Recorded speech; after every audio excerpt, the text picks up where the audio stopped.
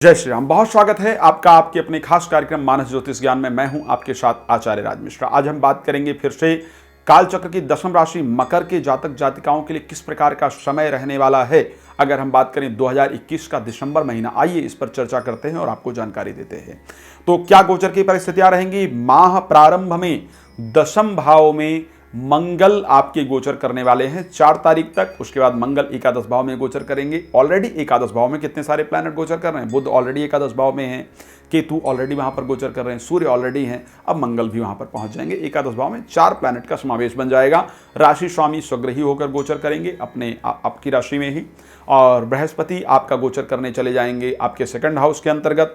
राहु का गोचर अगर देखा जाए आपकी तो पंचम भाव पर होगा, केतु एकादश भाव में गोचर करेंगे। ये सारी परिस्थितियां होंगी। आखिर चलिए बात करते हैं कि कंडीशन क्या होगी, आखिर परिस्थितियां किस प्रकार की होंगी इस महीने की। तो सबसे पहला, जैसा कि हम हमेशा बात करते हैं कि स्वास्थ्य को लेकर के देखा जाए, ये महीना करीब करीब ठीक ठाक दिख रहा है। इसमें स्वास्थ्य को लेकर के दिक्कतों के संयोग नहीं है। देखिए, छोटी मोटी प्रॉब्लम सभी को आती है और वो आ सकती है। साधारण सर्दी जुकाम किसी को हो तो मैं उसको बहुत ज़्यादा नहीं मानता हूँ, लेकिन साधारण प्रॉब्लम आ सकती है। कोई बड़ी मेजर प्रॉब्लम के संयोग इस महीने आपकी राशि में नज़र नहीं आ रहे हैं। लेकिन 2-3 चीज़ें बड़ा इंपॉर्टेंट है भाई। स्वास्थ्य के साथ साथ कार्य इत्यादि बहुत जरूरी होता है। अगर कार्य में अच्छी परिस्थितियां चल रही हों तो मन प्रसन्न रहता है, स्वास्थ्य निश्चित रूप से बेहतर हो जाता है और भी।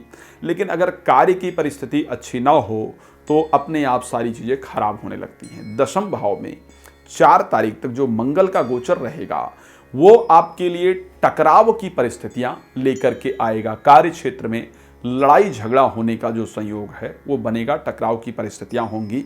एक और चीज आपको बताना चाहता हूं, मंगल को प्लानिंग पसंद है, मंगल को निठल्लापन पसंद नहीं है। मंगल कहता है उठो, संघर्ष करो, मेहनत करो, प्लान करो, चीजों को आगे बढ़ाओ। ये मंगल का अपना नेचर है।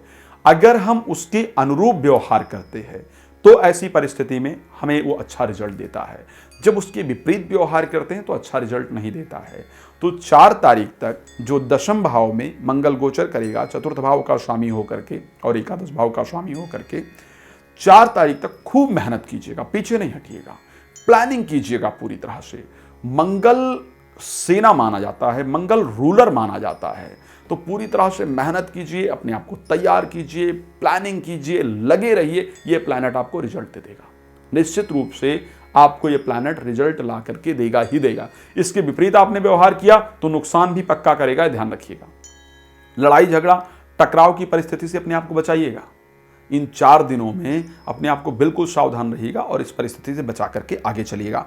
अब बात करते हैं कि अगर केतु एकादश भाव में गोचर करेगा, मंगल भी 4 के बाद एकादश भाव में पहुंच जाएगा, सूर्य अष्टमेश होकर के ऑलरेडी वहां पर गोचर करेगा, बुध भागेश होकर के वहां पर गोचर कर ही रहे हैं, तो ये परिस्थिति क्या संयोग लेकर के आती हुई दिख रही है। देखिए, ये परिस्थितियां उन जातकों के लिए बहुत बेहतर रहेगी जो शेयर मार्केट में पैसा लगाते हैं, जो लॉटरी इत्यादि में पैसा लगाते हैं, जुआ इत्यादि में पैसा लगाते हैं, सट्टे पे पैसा लगाते हैं। आपके लिए अच्छे रिस्पॉन्स लेकर के आएगा। आपके लिए धन की वृद्धि कहीं ना कहीं होती हुई निश्चित रूप से नजर आ रही है। लेकिन एक बात और ध्यान रखिएगा भाई, जब एकादश भाव में 3 पापक ग्रह हों तो गलत रास्ते से पैसा कमाने का ऑप्शन आपको दे देते हैं कि ये गलत रास्ता, इससे पैसा कमा लो, और जब आप उस रास्ते पर जाते हैं तो जाके फंसा भी देते हैं। तो ये थोड़ा सा ध्यान रख करके चलिएगा। खैर, बहुत सारी चर्चा करने का है लेकिन समय कम है, तो इस कारण से आपसे रिक्वेस्ट करूंगा कि अगर कोई जानकारी आपको चाहिए, कोई उपाय इत्यादि आपको करना है, कोई रत्न धारण करना है, कुछ भी चाहिए, तो आप संस्था का नंबर है उस पर कॉल कर सकते हैं। और हाँ, प्रतिदिन दोपहर को 12 बजे हमारा मानस ज्योतिष ज्ञान फेसबुक पेज है, तो हम इस पर लाइव आते हैं। आप जा सकते हैं, उस पर लाइव भी मुझसे जुड़ सकते हैं और बातचीत कर सकते हैं। चलिए, अब अपने कार्यक्रम को, अपनी वाणी को यहाँ पर विराम दूंगा। जय श्री राम। बहुत धन्यवाद।